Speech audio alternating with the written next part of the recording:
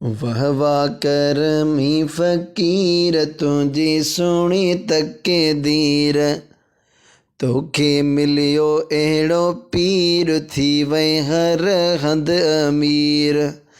दिलबर साईं जहिड़ो मिली जवान सोहणा, केॾा रंगड़ा लातई रहमान सोहणा, केॾा रंगड़ा लातई रहमान सोहणा।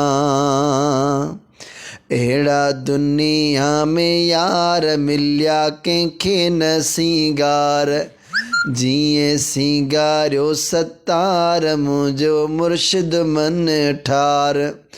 ॿुध ॻाल्हियूं मुंहुं जूं ॾेई ध्यानु सोहणा, केॾा रंगड़ा लातई रहमान सोहणा, केॾा रंगड़ा लातई रहमान सोहणा।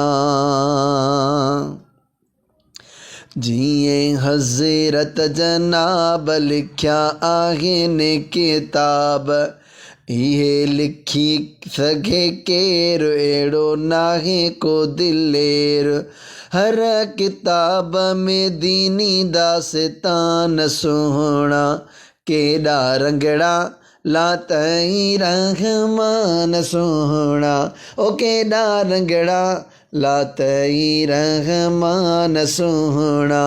वाह वाह करमी फ़कीर तुंहिंजी सुहिणी तक़दीर, तोखे मिलियो अहिड़ो पीर, थी वई हर हंधि अमीर। दिलबर साईं जहिड़ो मिली जवान सोहणा, केॾा रंगड़ा लातई रहमान सोहणा, ओ केॾा रंगड़ा लातई रहमान सोहणा।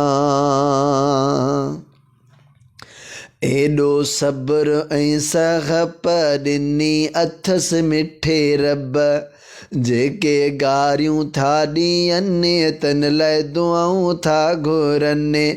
कंहिंखां बदिलो कंहिंखां बदिलो वठनि कॾहिं कान सोहणा, केॾा रंगड़ा लातई रहमान सोहणा, ओ केॾा रंगड़ा लातई रहमान सोहणा।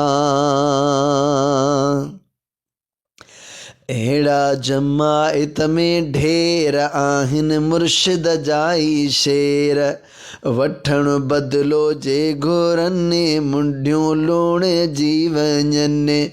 मगर आहिनि बुरदबार मेहरबान सोहणा, केॾा रंगड़ा लातई रहमान सोहणा, ओ केॾा रंगड़ा लातई रहमान सोहणा।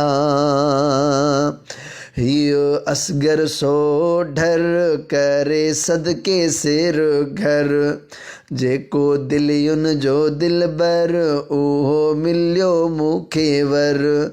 कया करीम ख़ुदा एहसान सोहणा, केॾा रंगड़ा लातई रहमान सोहणा, ओ केॾा रंगड़ा लातई रहमान सोहणा।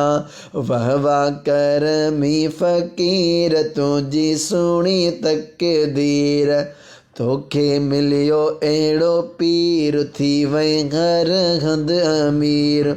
दिलबर साईं जहिड़ो मिली जवान सोहणा, केॾा रंगड़ा लातई रहमान सोहणा।